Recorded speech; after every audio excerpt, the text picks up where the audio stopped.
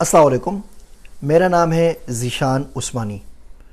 آج ہم جس ٹاپک پہ بات کریں گے وہ ہے زہر نہ گھولیے۔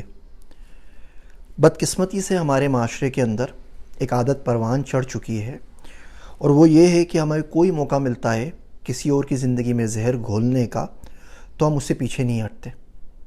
بسا اوقات وہ مواقع تلاش کرتے ہیں کہ جس کی مدد سے کسی اور کی زندگی میں زہر گھول سکیں، اور اس کے نقصانات بہت زیادہ ہوتے ہیں۔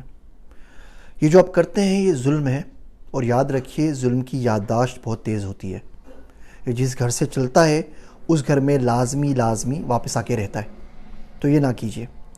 ایک بندہ اچھا خاصا جاب کر رہا ہے، ٹھیک جاب اس کی چل رہی ہے، آپ اس سے ملتے ہیں، آپ اس کو بولتے ہیں بھائی آپ کی تنخواہ کیا ہے؟ 50,000 صرف؟ او ہو آپ نے تو 4 سال کا بیچلرز کیا ہے، الیکٹرانکس میں، الیکٹریکل انجینئرنگ میں آپ نے ڈگری کی ہوئی ہے، ٹیلی کام میں کام کر رہے ہیں، کوئی تنخواہ ہے؟ فلاں بندہ تو 1,00,000 کما رہا ہے، فلاں تو 2,00,000 کما رہا ہو، خود بھلے 20,000 کی جاب نہ کر رہا ہو، اس کی زندگی میں زہر گھول کے چلے آئے گا۔ اب بندہ اچھا خاصا خوش باش اپنی جاب کر رہا تھا، اب آپ کی بات سن کے وہ ڈپریس ہو گیا، اب وہ جا کے اپنے امپلائر سے لڑ رہا ہے، کام صحیح طریقے سے نہیں کر رہا ہے، گھر پہ لڑ رہا ہے۔ اس کو صرف یہ احساس ہو گیا کہ زندگی میں کوئی بڑا کام نہیں کر سکا، اور اس سے انزائٹی اور ڈپریشن اس کو آ گئی۔ نتیجہ کیا نکلے گا؟ وہ باس سے لڑے گا، اپنے امپلائر سے لڑے گا، اور شاید جاب سے ہاتھ دھو بیٹھے۔ خواتین کے اندر یہ عادت بدرجہ اتم موجود ہے۔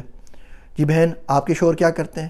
جی وہ فلاں جگہ فیکٹری میں کام کرتے ہیں، ان کی 20,000 روپے تنخواہ ہے۔ صرف 20,000؟ او ہو بہن اس میں تو گزارا ہی نہیں ہوتا، ہمارے گھر کی تو ماسی ہے، میڈ ہے، وہ 20,000 روپے دے رہی ہے، ہمارے پاس تو یہ ہے، ہمارے پاس تو وہ ہے۔ خوب آگ لگا کے چلی گئی۔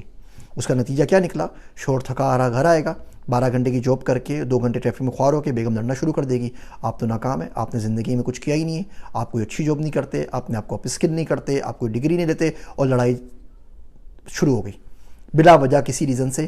ایک جملہ کبھی آپ جو بولتے ہیں اس کا اثر کسی کی زندگی میں 3 سال بعد نکلتا ہے، 5 سال بعد نکلتا ہے، کبھی کبھی آپ کا ایک جملہ کسی شخص کے 10 سال خراب کر دیتا ہے۔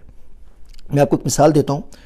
ایک جاننے والے ہیں، اور ان کی شادی ہوئی، بیچارہ گاؤں کا عام سا بندہ، اور اس کی شادی ہو گئی۔ شادی کے بعد اللہ پاک نے ان کو اولاد سے نوازا۔ کسی سے بات کر رہے تھے تو کسی دوست نے بول دیا ہے تمہاری شادی تو ابھی ہوئی تھی، تمہاری شادی کو تو سال بھی نہیں ہوا، 8-9 مہینے ہوئے ہوں گے، بچہ کیسے ہو گیا؟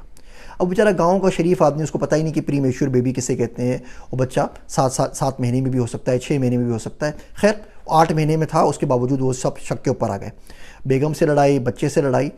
اس بات کو 10 سال گزرے، پھر وہ اللہ نے ان کو ترقی دی، وہ جب دبئی پہنچے تو ان کو تمام باتوں کا پتہ چلا، میڈیکل کے کیا چیزیں ہوتی ہیں۔ اس کے بعد جا کے وہ افسردہ ہوتے ہیں کہ 10 سال تک میں نے اپنے بیٹے کو پیار نہیں کیا، 10 سال تک میں اپنی بیوی کو شک کی نگاہ سے دیکھتا رہا۔ اور یہ ساری کہانی کیا ہوئی؟ ایک جملے کی وجہ سے جو اس خبیث شخص نے اس کے کان میں زہر کی طرح گھول دیا۔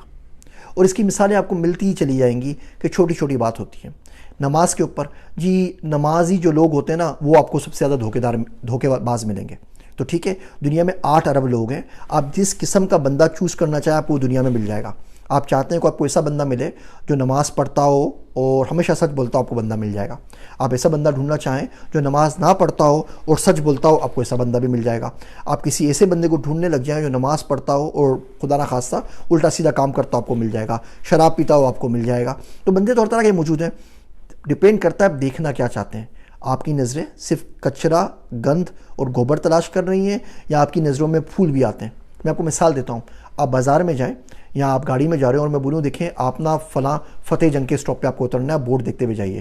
اب آپ کو کوئی بورڈ نظر نہیں آئے گا سوائے فتح جنگ کے۔